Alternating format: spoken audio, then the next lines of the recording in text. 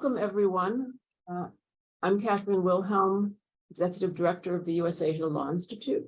And this week's talk is about China's shifting party-state boundary. Before we get into it, I just want to mention that next Monday, April 24th at 1:15 p.m., we have a program featuring Isaac Cardon talking about his new book, China's Law of the Sea, The New Rules of Maritime Order.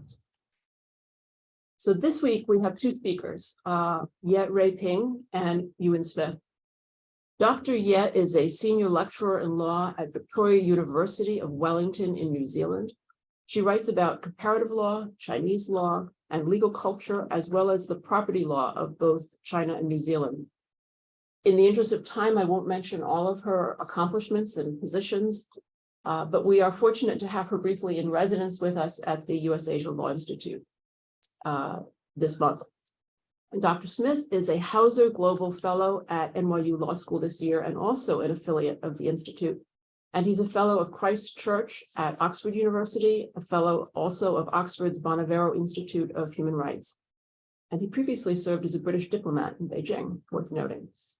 Both he and Dr. Ye have written insightfully in the past about how the Chinese Communist Party interacts with the state and with law. So having them both in residence this spring, and particularly coming after yet another restructuring of the state party institutions and their relationship, it just seemed a no-brainer to bring them together to have a conversation about the shifting party-state boundaries. How do the party and the state interact? How do they affect each other? We know the party obviously guides the state, but the state also affects the party. What is the logic behind the state restructuring? What is the logic behind the party restructuring? Is the party now eclipsing the state? And at the end of the day, what does this all mean for law, or what China says it has, which is socialist rule of law? So those are our starting questions, just a few small questions. I'm going to give the mic now to Dr. Ye to get us started. Thank you, Catherine, for the introduction, and to Usadi as well for hosting me in the past 6 weeks. I do have another acknowledgement to make, which is to a New York lawyer and former Paul Weiss partner, Yvonne Chen, Miss Yvonne Chen. She established a Dan Chen Fellowship in New Zealand in honor of her grandfather, Dan Chen, who was a very respected Chinese community leader in New Zealand. And the fellowship has supported visits from China's Ruiping University to my university, Victoria University of Wellington, for about 20 years. And I'm the latest beneficiary of Ms. Chen's generosity. So I'll start now.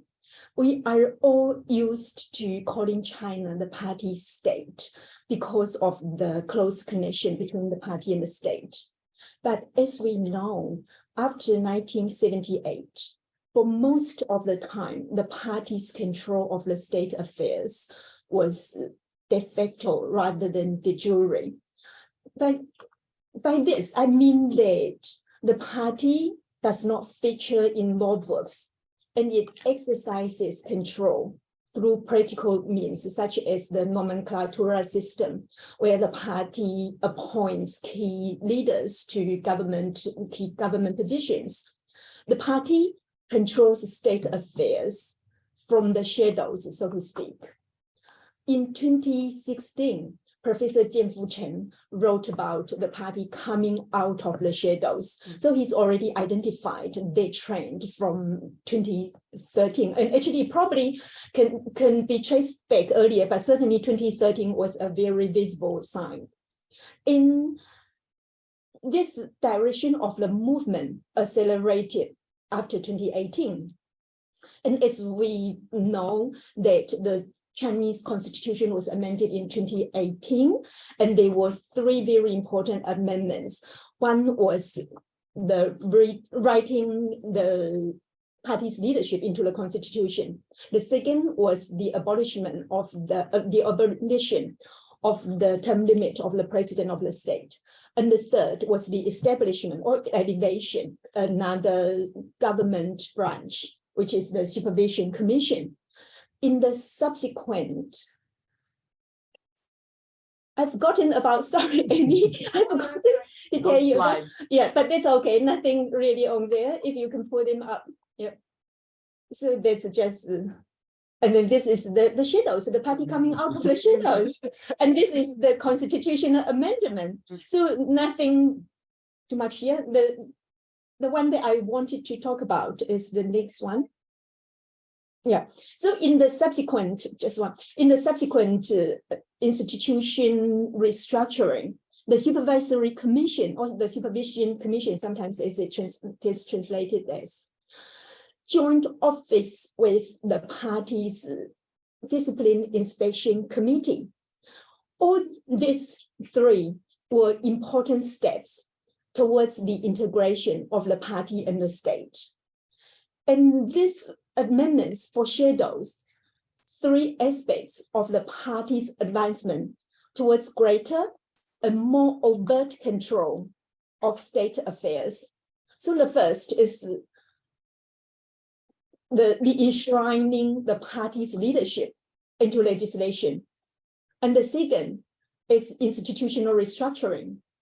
The third is more diverse, and I categorize it as tighter control of party and non-party officials or members and public and non-public sectors.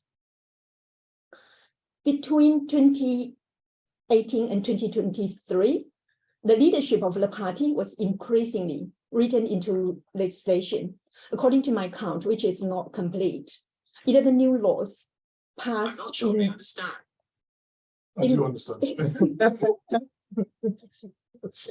11 new laws passed in the last 5 years mandate the leadership of the party.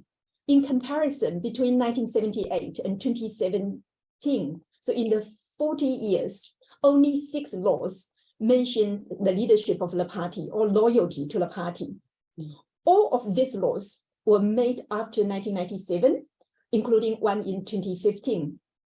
All of them relate to matters of constitutional relevance or national importance, such as national security, national defense, and legislation. 3 of these laws have been amended after 2018 to strengthen the provisions on party leadership or to extend the guiding theories or principles of Mao, Deng, and Jiang and Xi.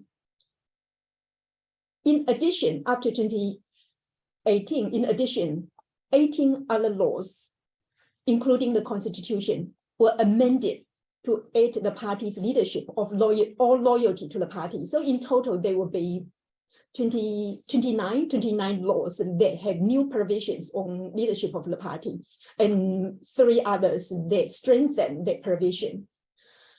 These new laws or newly amended laws cover various areas, extending to laws that do not directly connect to politics or governance, such as archives law, protection of women's rights and interests, and audit law, sports law, things like that. I see these legislative provisions as an effort to legitimize or to entrench the party's position in state affairs and to facilitate greater control by the party. However, the party continues to sit above the law, and it is not subject to the law. So that's the changes in legislation. The second aspect is the institutional restructuring, and I will be brief on this. The 2 major occurrences of institutional restructuring occurred or were announced during the NPC, the National People's Congresses, national sessions in 2018 and this year, 2023. In 2018, the party formed a governing the country according to the law committee, an audit committee, and various leadership groups to proactively oversee and control state affairs. Apart from the joint offices of the Supervision Commission and the Discipline Inspection Committee of the party organizations absorb or replace various state departments, including the regulations of public servants, media and publication, film industry, religious affairs, overseas Chinese and cyberspace affairs. The party has always had deep influence and great control in those areas. But in 2018, it seems that the party saw no need to exercise those powers through the state organizations anymore.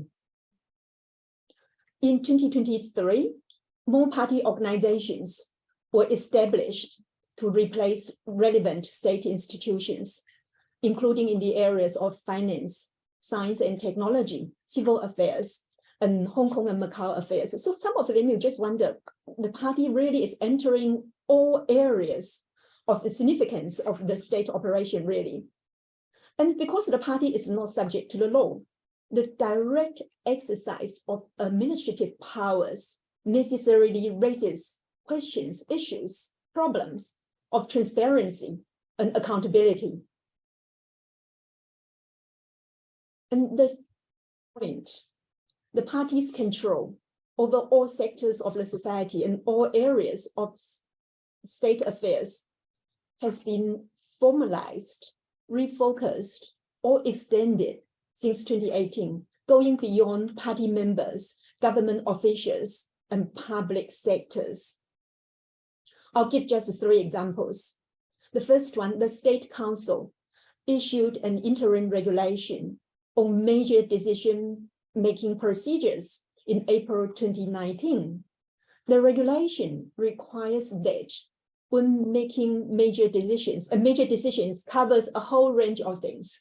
When making major decisions, the people's government above the county level should report the proposal, the proposed decision to the party committee and at the same level, and seek the party committee's instructions, 请示报告, seek the instructions. The interim regulation has a lot of positive features, we should say, streamlining the process and including disclosure and things like that. But the emphasis on the party's role in decision-making cannot be ignored. And then in 2014, the party made and published rules about the selection and appointment of cadres. So the party has always been doing that, but in 2014, that's these rules. And this application of the rules extends to the appointment of non-party members to all leadership positions. So if you are appointing a non-party member to a leadership position, then you have to abide by the rules made by the party. In 2019, these rules were amended and the applicable organizations were expanded. So initially it was government departments and things like that. Then they were expanded to like some what's called 群众组织, people's organizations, or some entities that are non-governmental. And this is similar to the expansion of the supervision organization's jurisdiction in 2018 and the supervision law, which I wrote about the expansion of that jurisdiction elsewhere, so I'll not repeat it here.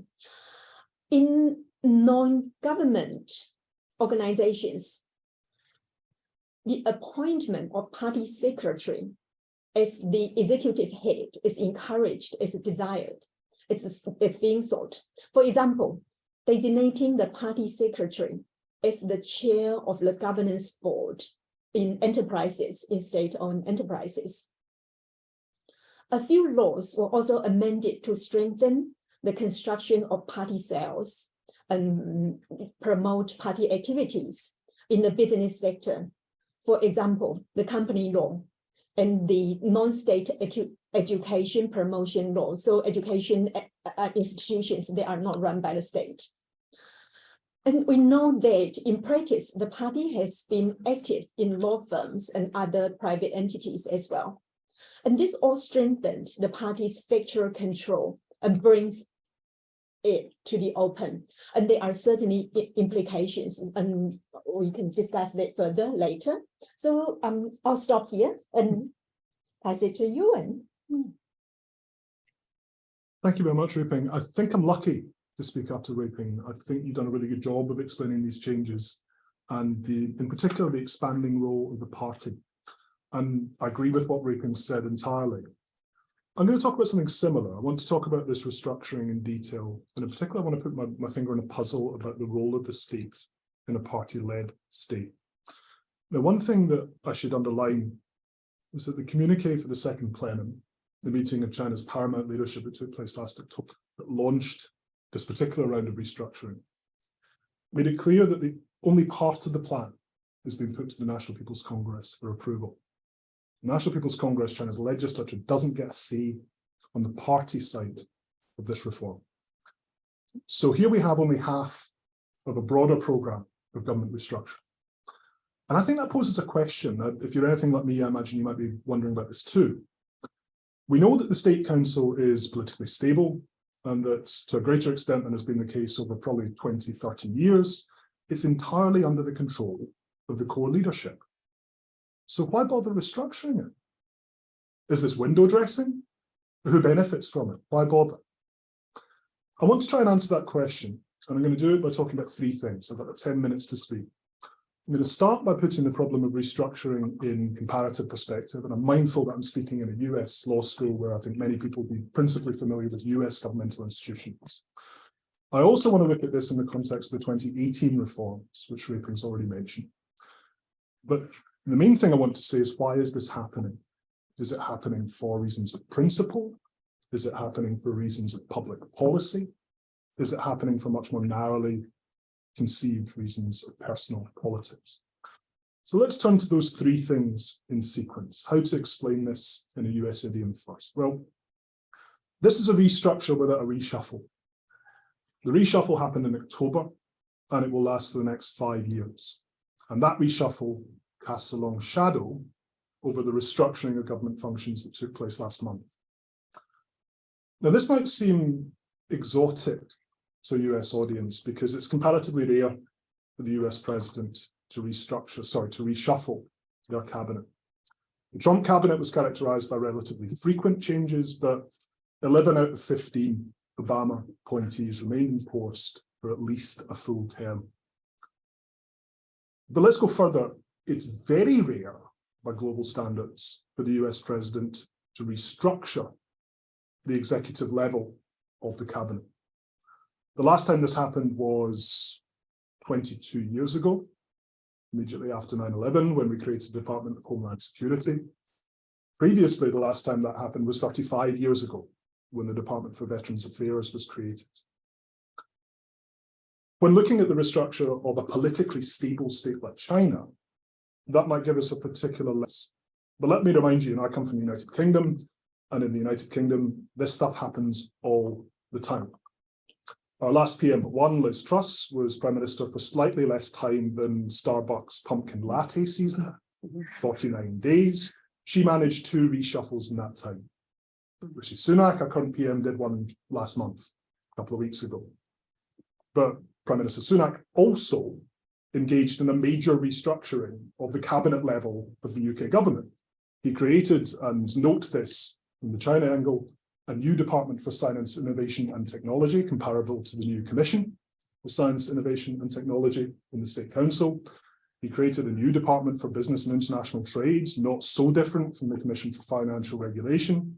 He created a new Department for Energy and Net Zero. That's normal in UK money. And indeed, the last time this happened before that was a couple of years ago. We merged our Department for International Development, our Foreign and Commonwealth Office. That restructure is still taking place. So looking at this in a Chinese context, why is this happening? Why do people restructure cabinet level departments constitutionally? What's the point? Well, in 2018, China shrank its cabinet, created 15 fewer entities, 8 fewer ministerial level bodies, 7 fewer vice ministerial level bodies. Departments such as the China Banking Regulatory Commission, Ministry of Environmental Protection, were disbanded.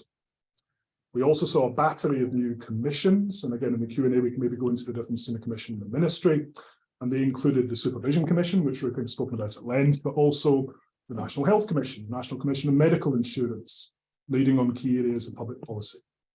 The commissions aren't a new feature of China's constitutional landscape. So in 1998, for example, the old State Planning Ministry was replaced by the National Development and Reform Commission, which enjoys wide-ranging, cross-cutting influence over government policy, sometimes nicknamed the Yuan, the Little Cabinet. And since then, we've seen that model applied to new areas of public policy. These changes were eventually mirrored at the Central Committee level. So central leading groups, which are a party-side body that leads the development of policy, were rationalized into new bodies, also called committees or commissions, including the Supervision Commission, but also the Audit Committee, Committee for Comprehensive Law-Based Governance, Internet, Financial and Economic Affairs, Foreign Affairs, and a key committee called the Central Committee for Comprehensively Deepening Reform, which is an abstruse name, but an important body. I'm going to come back to that in a moment. So why did these changes happen? And if anything, are they different to the changes that we've just seen? Why bother rearranging the deck chairs every 5 years if your state is totally politically stable and under the control of the Central Committee? Well, there are three types of reason I think that I want to set out here that you might agree with. The first are reasons of public policy. So sometimes it's more effective in public policy terms to organize government in a different way. It's one of the simplest reasons to restructure. And sadly, I can't talk in detail about all of these areas because I'm sure there are people in this room who'll be able to run rings around me in respect to the area of public policy that you're interested in. So I'm not going to be able to tell you in detail why you would want a financial regulation commission. Other people will be better placed to do that. My main area of expertise is foreign policy. A couple of years ago, China created a single international development cooperation agency under its restructuring. That assumes some of the functions of entities like State Council Leading Group for Poverty Alleviation, Ministry of Commerce, the Ministry of Foreign Affairs. Now, from a public policy point of view, this was sensible because it makes it easier to maintain a coherent policy in an area that matters to China, especially in the advent of the Belt and Road Initiative. And it's not surprising that we see more centralized management and a higher priority for science and technology in light of Washington's technological containment strategy, launched contemporary with the meeting last October. There are other public policy reasons. Some of them involve cleaning up problems. So last time around, the merger of the banking and insurance regulators into a single entity, reporting to the Central Committee, refounded organizations that had been dogged by scandal. Their leaders had repeatedly been replaced on corruption charges. This time around, the same entity, the China Banking and Insurance Regulatory Commission, is going to be dissolved and absorbed into an even bigger entity. So again, I'm not going to go into the granular detail of why that's happening. You probably understand that better than I do. The first obvious reason why we're doing this is for reasons of public policy. I want to distinguish that from a different sort of reason, which is a reason of principle, just slightly more constitutional. We see in the language of the white paper that proposes the restructuring that we should strengthen the centralized leadership of the party center over technology work. That's 集中统一领导, centralized leadership. We shouldn't be surprised by this language, which applies across the board. People think centralization is a good thing. They think some aspects of the distinction between the party and the state ought to be eroded. They think it's sensible that policy should be managed by large party commissions under the leadership of an Ibashou with responsibility to the Central Committee. That's how accountability works in China. For example, again, last time around, the United Front Work Department of the party absorbed the State Administration for Religious Affairs, the State Ethnic Affairs Commission, the Overseas Chinese Affairs Office. I think people who see the role of the party in that way would think it's sensible that the United Front Work Department would take responsibility in those areas. And here I think there's an overlap with the new Zhongyang Shehui Gongzuobu, the body that's responsible for what we might elliptically describe as social work. That's really to do with internal affairs. It's to do with social stability, mirrors other party bodies that have taken responsibility in those areas for a very long time now. But does this mean there's no difference between the party and the state? Well, no, the difference still matters. And I think the key to understanding the way in which these organizations are coordinated is party leadership. I'm not going to recapitulate what Ruiping said about the Supervision Commission. I think that's the best example of these changes. Note, though, that the Supervision Commission absorbed 1 in 5 procuratorate staff, with over 1 in 5 stateside workers working on corruption cases, shares offices, shares administrative infrastructure with the Central Committee for Discipline and Inspection. The 2 organisations carry out inspections in joint teams. There's a wider body of officials subject to the predations in the National Supervision Commission, and evidence obtained by that commission, unlike the CCDI, is admissible in court. So all of these are important differences between a party body and a state body. We might think the boundary between the party and the state might not matter very much in light of that cannibalization of the state by the party. So aren't these just different ways of seeing the same people doing the same things? Well, no, I don't think they are, because I think it depends who is doing the things. I think bureaucratic power matters in China. I think the original source of the power of the General Secretary of the party is the power to convene a meeting, the power to decide who comes to that meeting, the power to determine its agenda. It's not the only power Xi Jinping has now, 10 years on, but I think it flows from that wellspring. And it's worth remembering that the State Council is a separate power base of the party, and who controls that power base matters. So that brings me to the final thing I want to say, which is about the more narrowly political dimensions to these changes. And I think this restructuring might be less important than it seems because of the reshuffle, separate reshuffle that took place in October. Over the last 10 years, the structure and reporting lines of the Chinese government have been reformed to enhance the bureaucratic power of Xi Jinping. One example on the party side is that Xi used central leading groups and commissions as a way to circumvent debate at a Politburo level.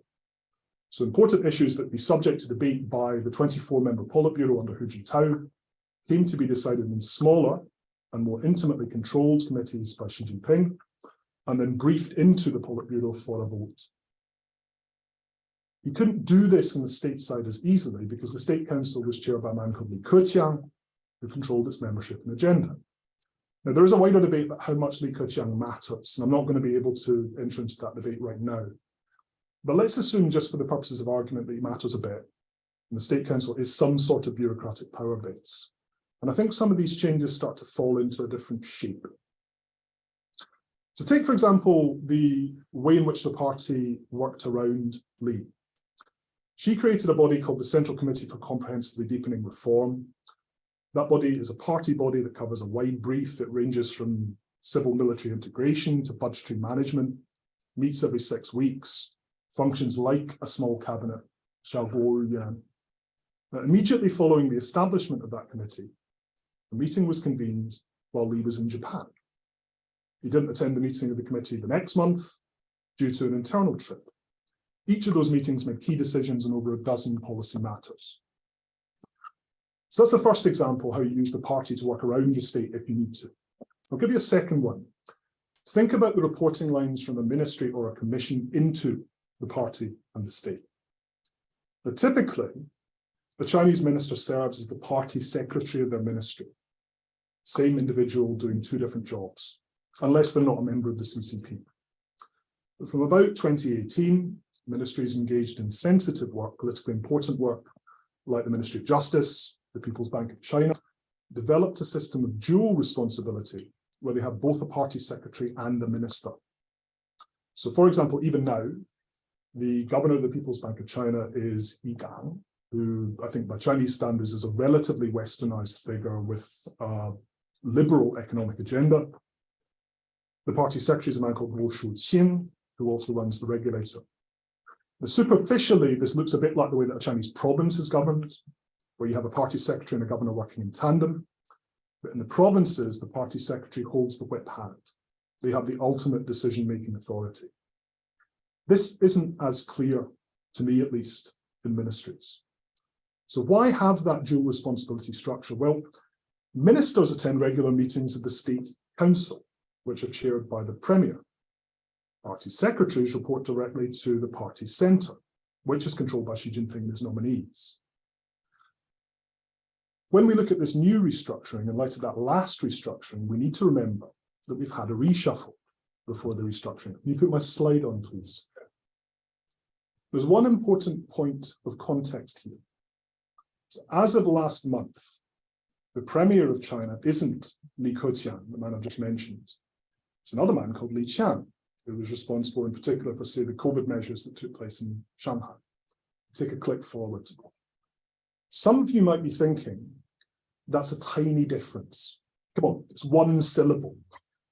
But it just so happens that the core meaning of the character that distinguishes Li Keqiang from Li Qiang is this character Ke. And the core meaning of that character is forbearance or restraint. Li Qiang, unlike Li Keqiang, is categorically not a force for forbearance or restraint. So maybe the stakes are lower now. Maybe the political management of the State Council can be achieved in other ways. And maybe that should affect our reading of what's happened in this restructuring. I think I've overrun my time. Let me just revise what I said. I started by distinguishing between a reshuffle and a restructuring, putting that in a constitutional context. I then distinguished between the way that the state was restructured in 2018 and the way it's been restructured now. And I suggested three ways in which we can account for that restructuring. The first is public policy, and again, I look forward to you teaching me about that. The second is principle. The party's extension state is not an accident. The third might relate to more narrow, more politically personal reasons for restructuring. I don't think those reasons cut as deeply in 2023 as they did in 2018. Thank you. Well, I think that's, especially when you gave us the Ke, a masterful display of old-fashioned Chinese tea leaf reading of the type that we haven't seen so much.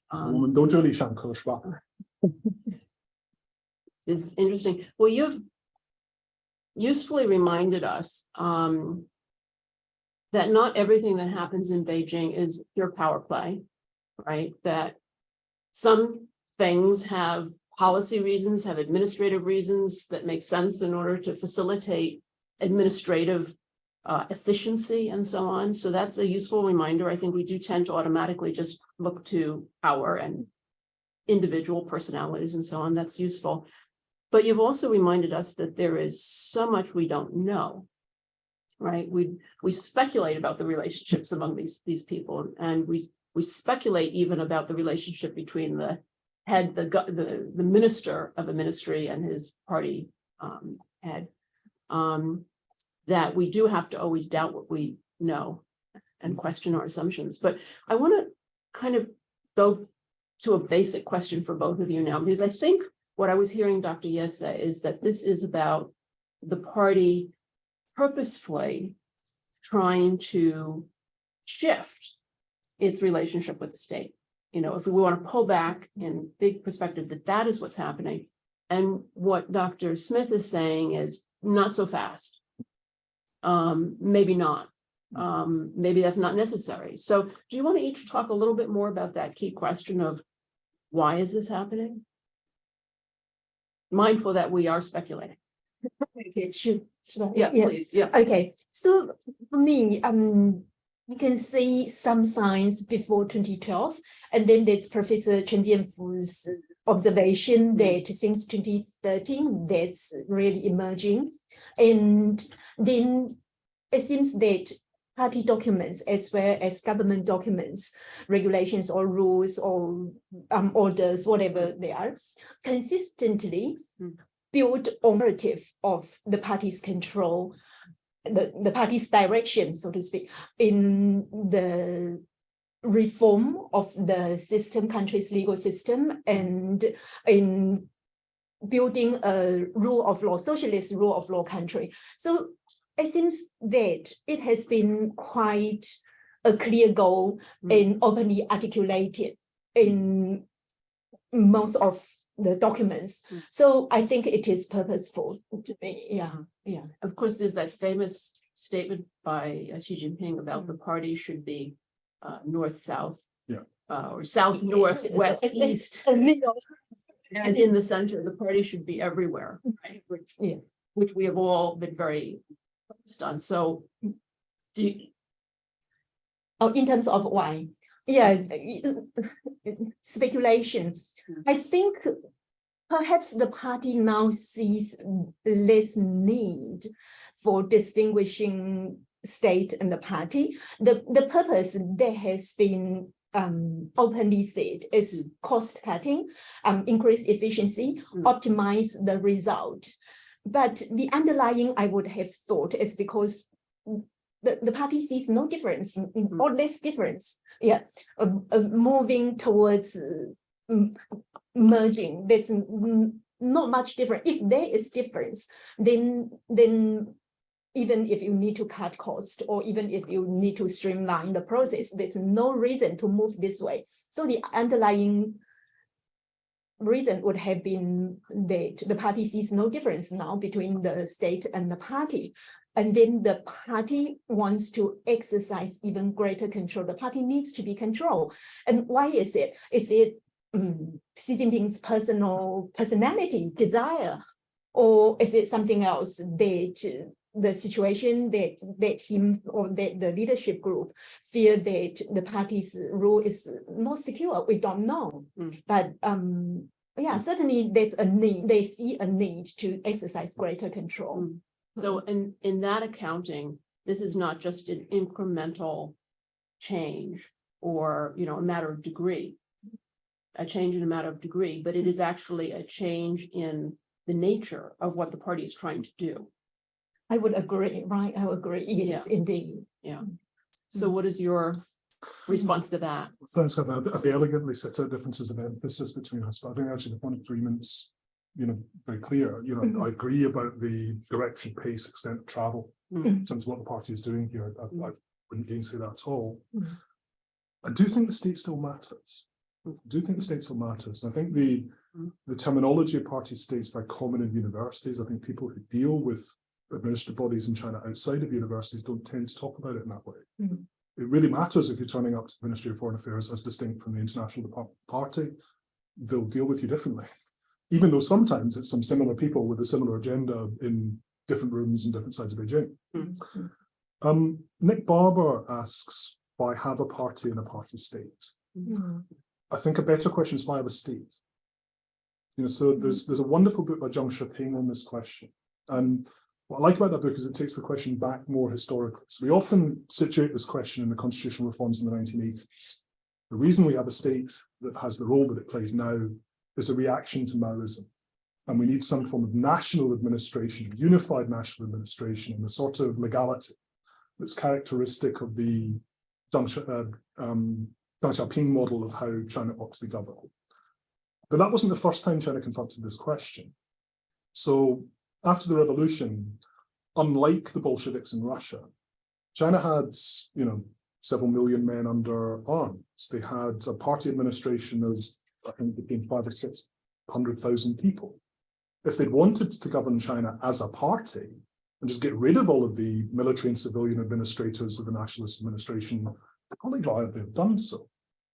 But even then, under a very different political climate, they chose to have a state. And they chose to have a state actually for quite similar reasons to the reasons that we set up a different sort of party and state function in the 80s. But that's a recurring theme, I think.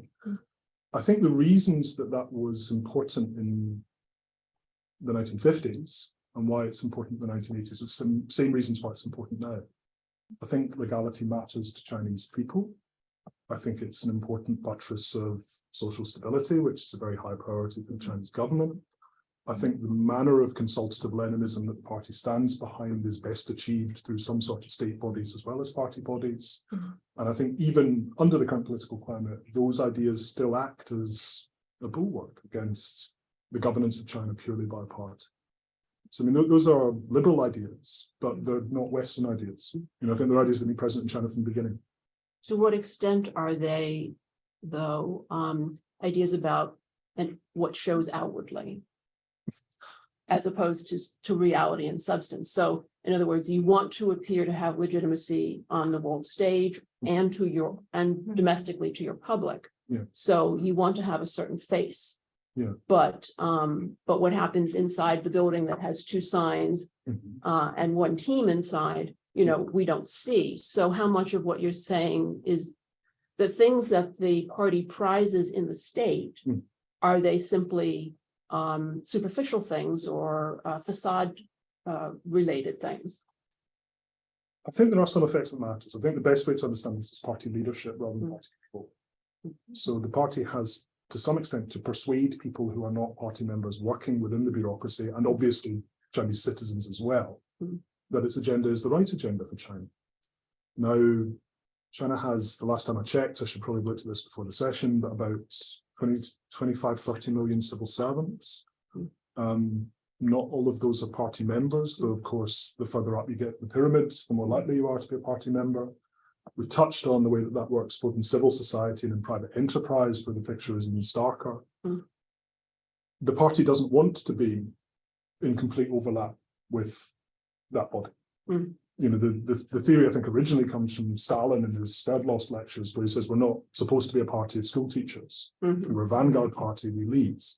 And so I think the way the party conceives of itself and the way that it's supposed to govern is not just window dressing. I think it's supposed to be separate to the vast body of the government. The way that produces effects is that it might matter whether the person you're speaking to in the Ministry of Foreign Affairs is or is not a party member. And they will have some degree of bureaucratic power. They're going to make decisions under the guidance and leadership of the party. But it does matter whether you're talking to the International Parliament, Central Party School, Ministry of Foreign Affairs. You do different things for different reasons. You know, none of that changes the fact the party is extending vastly into the state, into private enterprise, and the extent of its control is much greater than it was 10 years ago. But it's not complete. It's not total. So I want to start taking questions in a minute. Yes, please. I think two points is the party and the state. The state is still there. There's still a bunch of state ministries and things like that. But I think the two things. One is that the party is making the direct, the party always makes the decision and then filter that through the state departments. But now the party is coming out to the open and say, well, I'm sitting here, I'm the open chair, and you all report to me, you all seek my permission. The state departments are now more as like degraded into the executive body rather than the decision-making body. That's one thing. Another thing, I think the value of maintaining the state is that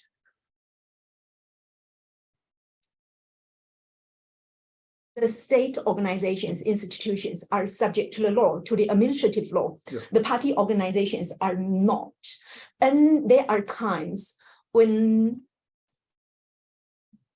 the party will be able to shield behind this and not subject to any challenge, any legal challenges of its major decisions. And like the article that you referred to, Jimmy Horsley's article on the CAC, I think that's a very good example. The cyberspace administration and the party's internet mission, like two nameplates, one body. And the party, that gives the party a lot of flexibility. If things can go and give it legitimacy of they are making transparent decision, they do, and that's looking good. But if there are some decisions that are dodgy, it does not want to be challenged, it can retreat. That gives the party a lot of flexibility. That's my understanding. Yeah. So you said something interesting just now. You said that the state agencies are degraded into just being the ones who carry out the decisions that are made. Although, again, maybe that was happening more before. We don't have a way of measuring or getting at that, you know, how much that already happened behind the scenes. But assuming that that's the case, I'd like to just shift briefly into the question of what this means in real life to ordinary people who are trying to go about their lives, get their, you know, apply for a business license or whatever other kind of function that they might have, the way they're interacting with the government. If the person deciding is the party and not the state, there's a good chance that either is more read than expert, you know, to use the terms that used to be in debate of, you know, during the Mao era, that, you know, which was more important, to be expert in the field or to have the right political attitude, to be totally loyal to Mao and the party. So if the party is deciding, is this then as a practical effect, going to mean that more decisions are made by people on the basis of what is politically sound than on the basis of what might be sound from an expert person's point of view. So, for example, COVID controls, right? Locking everybody down and pursuing zero COVID cases apparently didn't make a lot of sense epidemiologically. So an expert might have made a different decision. But from a political point of view, that was the way to highlight the superiority of China's system, because they were able to do this. And they were able to, or in theory, to protect completely their population. So what are some of the things that we could tease out as being practical consequences?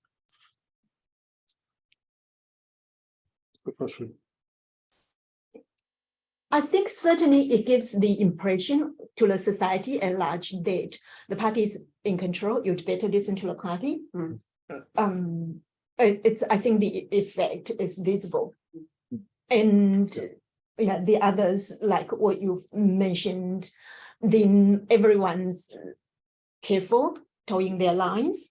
There will be self-censorship in terms of making suggestions, in terms of complaining about decisions, I believe.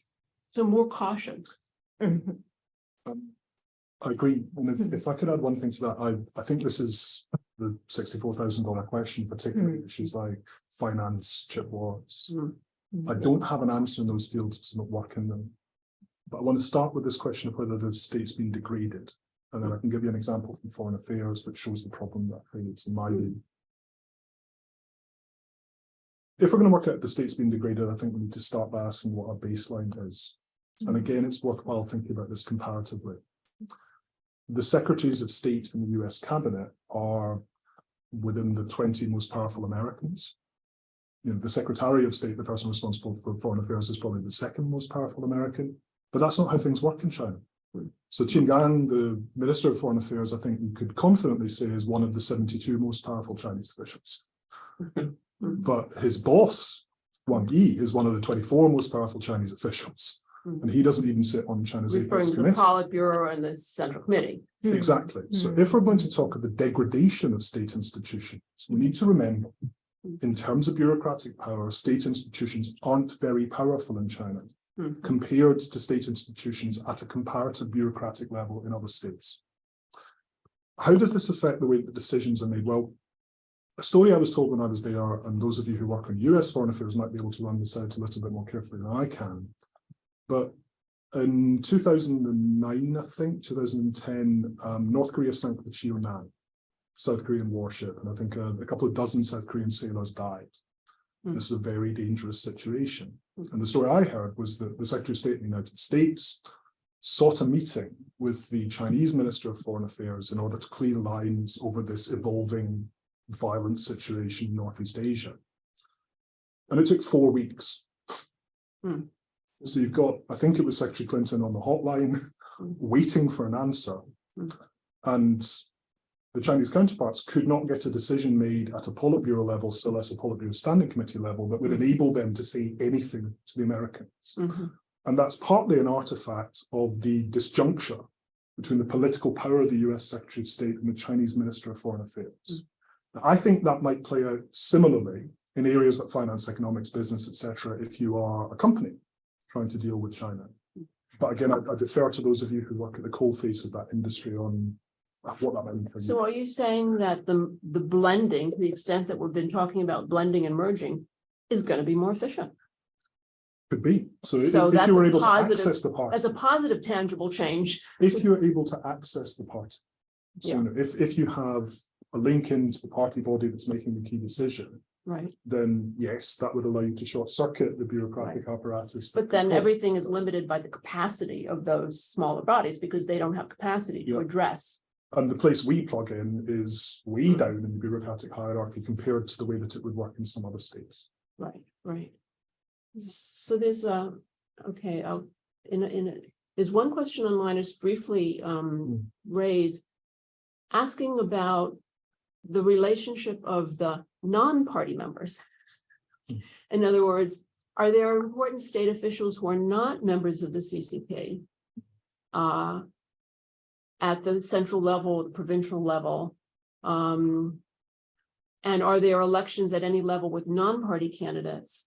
And so what is the role of the non-party person in this picture? Now, you sort of mentioned it, 200-something million, 225 million or so civil servants. I also don't know, unfortunately, don't know that number. We'll take this after. We'll check it, right? Is only 90-something million party members. So obviously, there's a lot of civil servants who are not party members. And the largest group of party members is farmers. Right. But what about those who are, well, there's two categories here. One is elected, so that's clearly not nomenclature appointments. And then the other is the senior appointments who are non-party people. What do we know about that?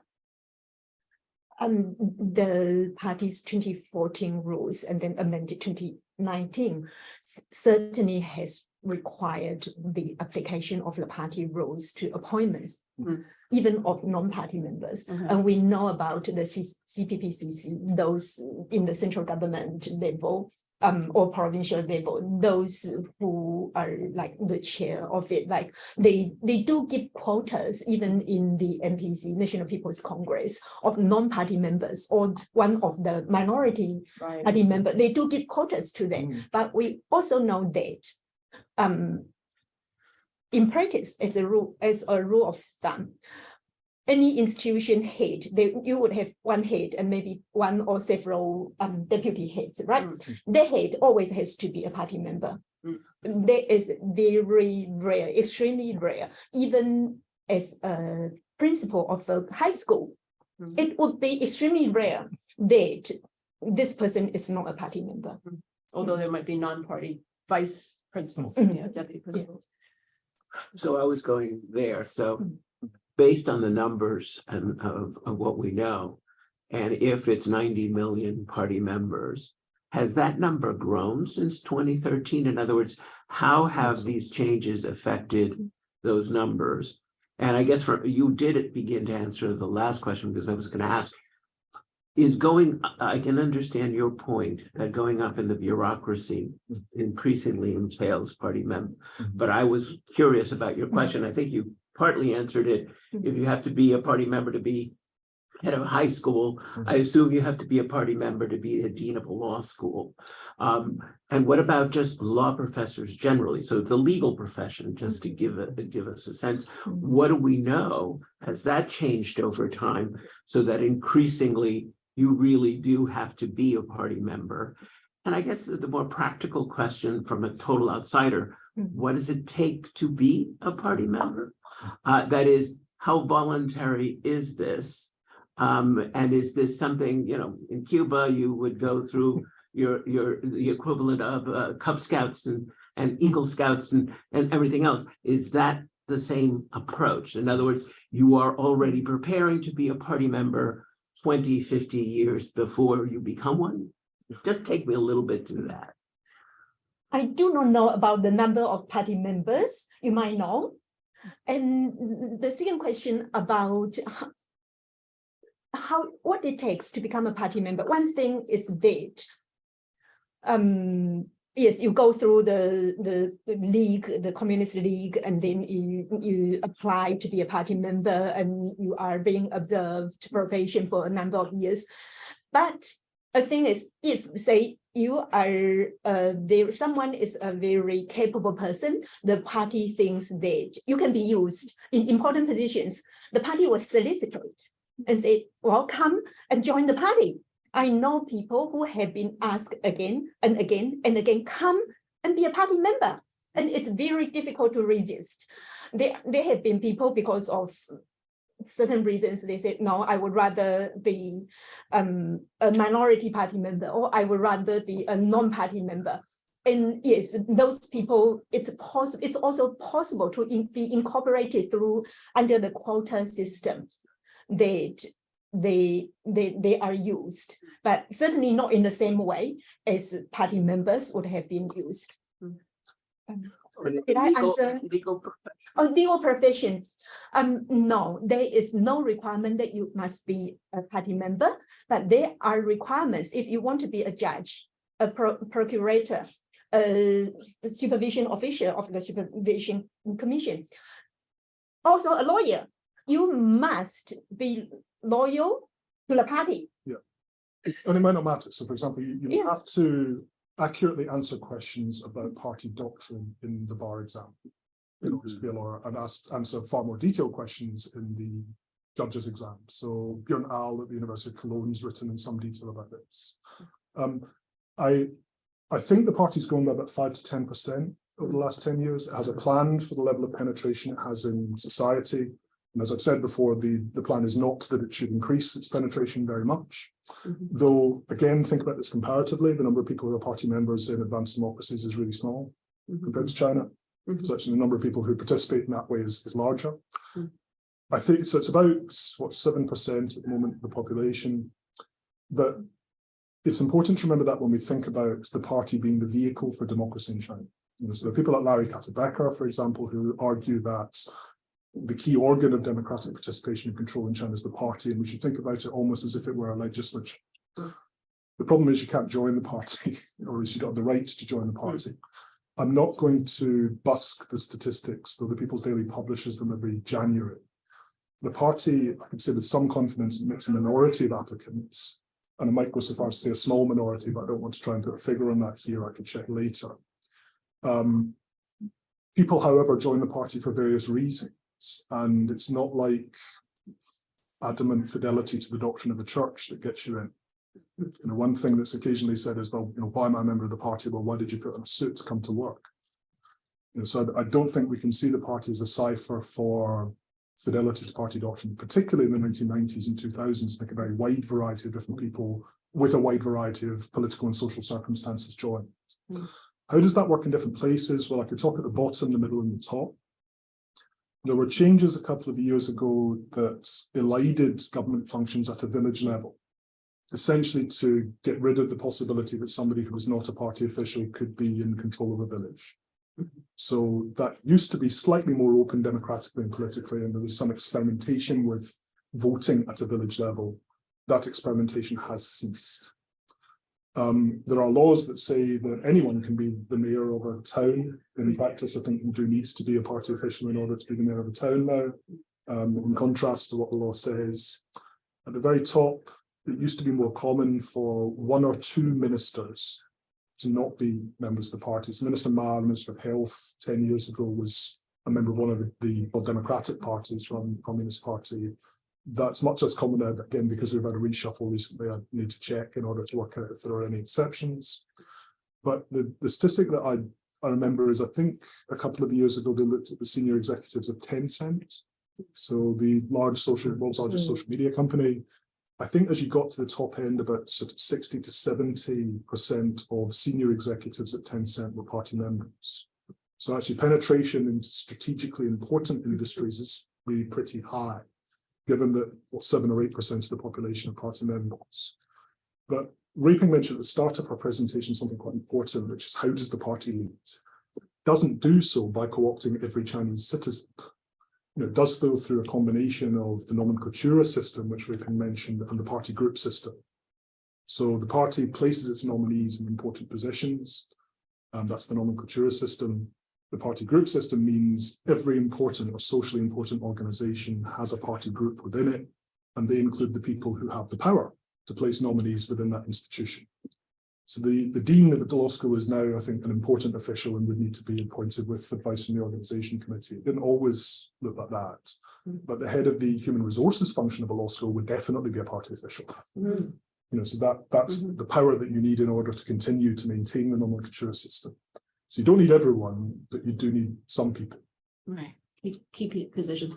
So we are actually at time, but I want to just go over for 1 minute to raise one last point that I think is really important. So I'll keep you both very short. But if both of you would talk a bit about what does this mean for law and for rule of law?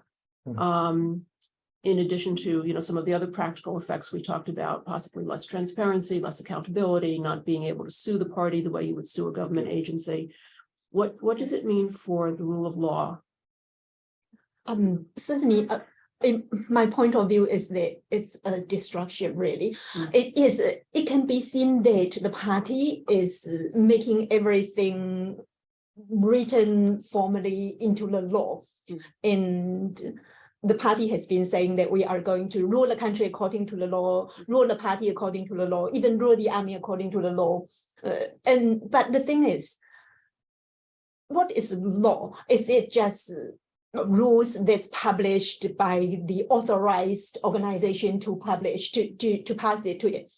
And it seems that, for one thing, it's increasingly that the party are putting all of this in the rule book. But on the other hand, in terms of if use the Western concept of rule of law, I think it's a distraction because of the lack of accountability is an issue, because of the way that the party's rule authority is being entrenched. It would make it very difficult to change or reverse for future generations. Yes, it probably once the leadership, maybe if they become more liberal and progressive, maybe they will be changed. But it certainly becomes a lot more difficult to change. And it really instilled in every sector of the society. Now the National People's Congress is openly declared that it's under the leadership of the party. The last time this was in the law was during the Cultural Revolution. And yeah, I think it's bad. Yeah. Last word to you. Strongly agree. Strongly agree. In China, law is one form of social control among many. So when Ren Zhengfei stood up before the FCC and said there is no state legal means by which we can be compelled to give data to the security agencies, formally, legally, that was probably true, but it was the wrong question. The real question is, are there any other ways in which to give data to the security agencies? And the answer is yes. So there is a liberal dream that legal construction and legality in China could produce a sort of liberalism. And that was the great hope of the 1980s constitutional development. I think that hope's been dashed. I don't think state law is the vehicle for a more liberal China. And I think increasingly Chinese citizens are subject to the regulation of bodies that they can't be part of. And I think that's tragic. Thank you both very much. This has been a short but intense discussion. And from the comments I see from our online audience, it's appreciated.